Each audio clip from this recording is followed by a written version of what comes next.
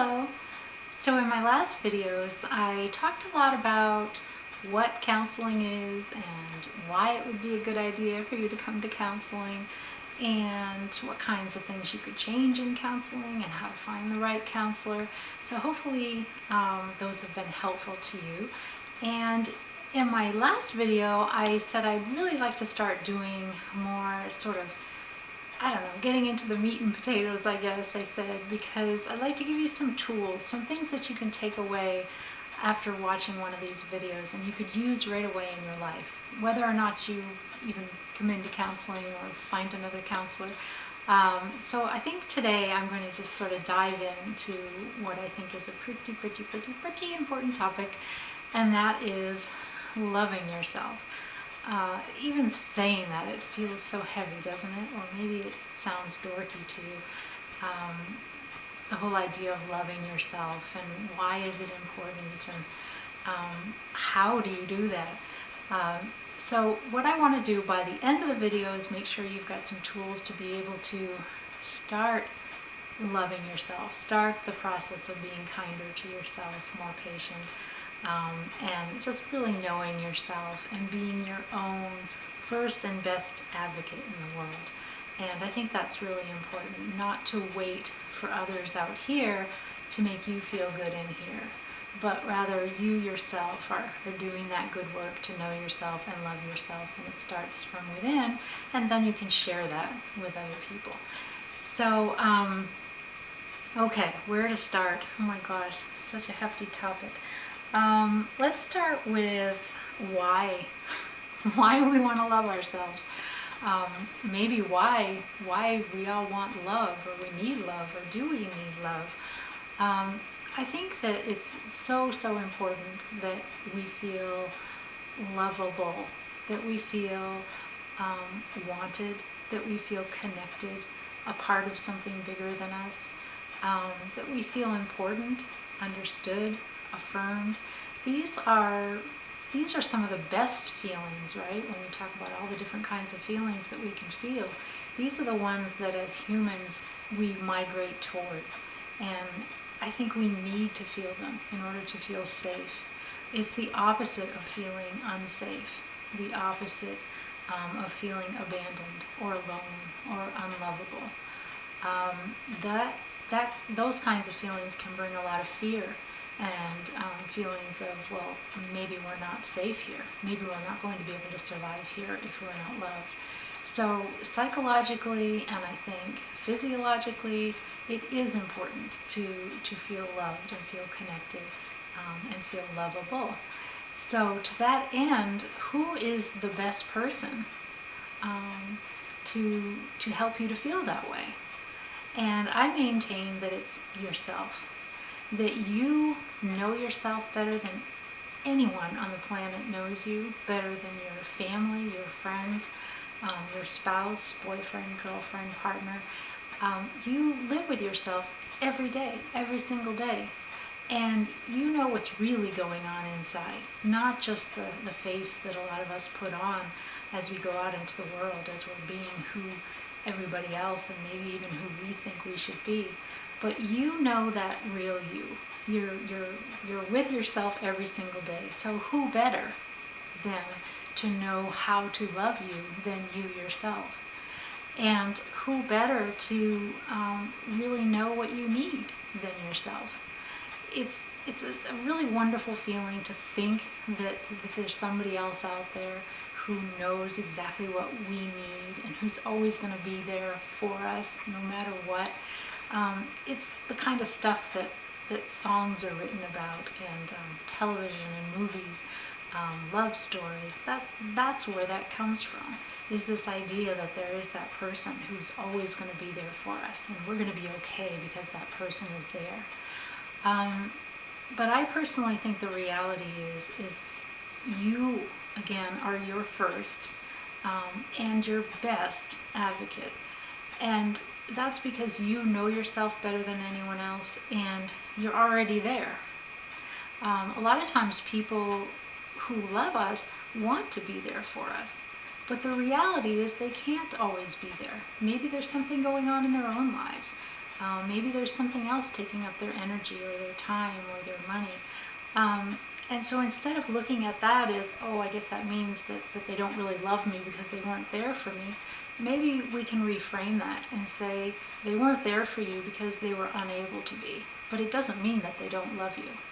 And I think if you loved yourself and you're there for yourself first and foremost, I think there would be less of a need to depend on others in a way that can be unhealthy, like a codependent relationship. You've probably heard a lot about that. Or a dependent or overly dependent relationship. This way, it's again going to start inside yourself. It's going to grow. You're going to feel grounded and affirmed by yourself. You're going to need less from other people. And so the kind of relating that you're going to do is more of a healthy relating, where you're going to share yourself with someone else on this journey. And the highs are going to be higher, and the lows aren't going to be quite so low. But you're not going to be dependent on them to be okay just because they love you. And if they don't love you, or if they're not able to be there for you, you're not going to feel as though, oh my gosh, I'm not going to be okay. You're not going to feel shaky in the world. So yeah, so that's a little bit about why love is important and why you are the best person, first and foremost, to be loving yourself. So now let's talk about what that looks like to love yourself. And sometimes, I don't know, I guess as part of this we can talk about what it doesn't look like. Because one of the first things I want to mention is something called negative self-talk. And if I were to give you one tool today that you could take with you and use right away, it would be raise awareness about what we call negative self-talk. Those things that you're saying to yourself inside your head. And we do it all day long without even realizing it. It's some inordinate number of thoughts that we have throughout the day. And a lot of them are negative. A lot of them have to do with how we look or how we behaved or how we let ourselves down. And it's just a continuous barrage of negative self-talk. And so if you can start becoming aware of the things that you're saying to yourself throughout the day on a daily basis, just becoming aware of those thoughts will help you then to start changing those thoughts and to changing them to something that's actually more realistic. Let's say you were late picking up your son from school. The thought maybe as you're rushing to school, oh my gosh, what kind of a mother am I? How could I have forgotten to pick my son up at such and so time? The reality is you probably are a good mother, and you probably are doing the best you can do, but maybe you need to work on time management a little bit, or maybe, there's something else in your life that needs to change up in your schedule so that you can be there at school on time. So it's watching those thoughts, watching how you put yourself down, how you give yourself those little digs, how you look in the mirror, and you of course your eyes go to everything that doesn't look good, and you put yourself down for that. So I would say definitely start using that as a tool, because if you watch those thoughts and if you turn those thoughts into something more affirming, something more positive, if you give yourself a break, that will start to help you have a better view of yourself, if that makes sense. Because that negative self-talk can definitely lead to a low self-esteem, a low self-worth, and if it's going on unconsciously, you don't even know that you're chipping away at your own self-worth. Okay, so watch the negative self-talk. I also want to say to be patient with yourself. It's so incredibly complicated being human. If you look at all the life around you, being human is crazy, really. It's very, very complicated. So be patient with yourself. Sometimes I'll say to clients, treat yourself like you would treat your best friend. So maybe that's a tool that you can take away. Instead of beating yourself up for something, maybe you can think about what you would say to a friend in the same situation. A friend who forgot to do something, or a friend who was trying really hard to cut down on smoking and ended up smoking, an entire pack of cigarettes that day. What would you say to that friend? Would you beat her up? Would you say, what's wrong with you? Would you say, my gosh, no, you wouldn't. To your friend, you're going to say, hey, it's okay. Tomorrow's another day. Go easy on yourself. Be patient with yourself. You're going to be more supportive, more positive, more affirming. You're going to be more gentle, more loving with a friend. And so I think that's a really good tool right there, is try to treat yourself like you would your best friend, and see if that doesn't help. Okay, so you're going to watch the self-talk. You're going to be patient with yourself and try to treat yourself like you would a best friend. You're going to be gentle with yourself. What do I mean by this? This is something, again, you'd really have to raise awareness about.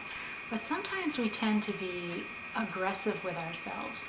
Sometimes we tend to move really fast, or we tend to brush our hair really hard, or I don't know.